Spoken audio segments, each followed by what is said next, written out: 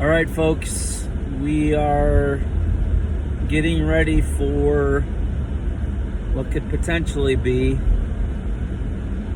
one of the largest storms in recent history here in Minnesota. So it's Tuesday afternoon, about 1:30.